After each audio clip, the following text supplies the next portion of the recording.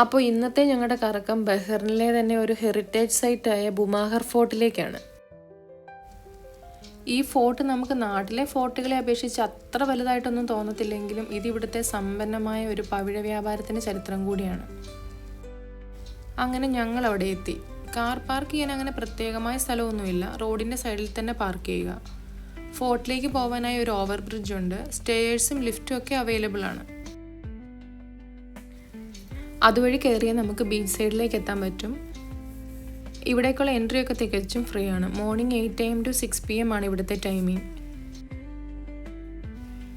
ഞങ്ങൾ പോയ ദിവസം ഫോർട്ടിൻ്റെ മെയിൻ്റനൻസ് വർക്ക് നടക്കുന്നത് കൊണ്ട് ഫോർട്ട് കയറി കാണാനൊന്നും പറ്റിയില്ല.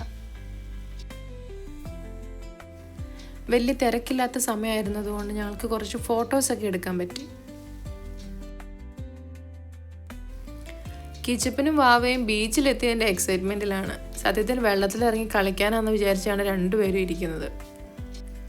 ഒരു ബോട്ട് റൈഡിങ്ങിനാണ് ഞങ്ങളുടെ പോക്ക്. അങ്ങനെ ഞങ്ങളുടെ ബോട്ട് എത്തി. ഇവിടെ ബോട്ടിങ്ങിനുള്ള ഫെസിലിറ്റീസൊക്കെ അവൈലബിൾ ആണ്. അങ്ങനെ ഞങ്ങൾ ബോട്ടിൽ കയറി. ഈവനിങ് ടൈം ആയിട്ട് പോലും ഞങ്ങൾ ആകെ വേർത്ത് കുളിച്ചായിരുന്നു. ബോട്ടിൽ കയറി കാറ്റടിച്ചപ്പോൾ കിട്ടിയ ഒരു ഫീൽ, എൻ്റെ അമ്മോ, ഇവിടെ എന്തൊരു ചൂടാ സത്യത്തിൽ. കിച്ചപ്പനാണെങ്കിൽ ബോട്ടിൽ കയറുന്നതിന് മുന്നേ കുറച്ച് പേടിയാന്നൊക്കെ പറയുന്നുണ്ടായിരുന്നു. ബോട്ടിൽ കയറുമ്പോൾ പേടിയൊക്കെ മാറിക്കോളൂന്ന് ചേച്ചിപ്പെണ്ണാണ് പറഞ്ഞു കൊടുത്തത്. ആ ധൈര്യത്തിൽ കിച്ചപ്പനും കയറി. പിന്നെ രണ്ടുപേരും ലൈഫ് ജാക്കറ്റ്സ് ഒക്കെ ഇട്ട് വലിയ ഗമയിൽ തന്നെ അങ്ങിരുന്നു.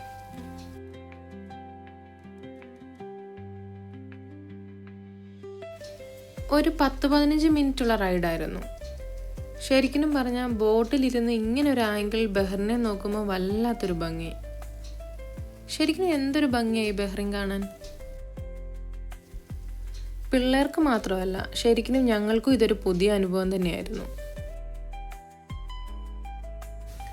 കിച്ചപ്പം ഉണ്ടായിക്കഴിഞ്ഞാൽ ആദ്യമായിട്ടാണ് ഞങ്ങൾ 4 പേരും കൂടെ ബോട്ടയിലൊരു ട്രിപ്പ്.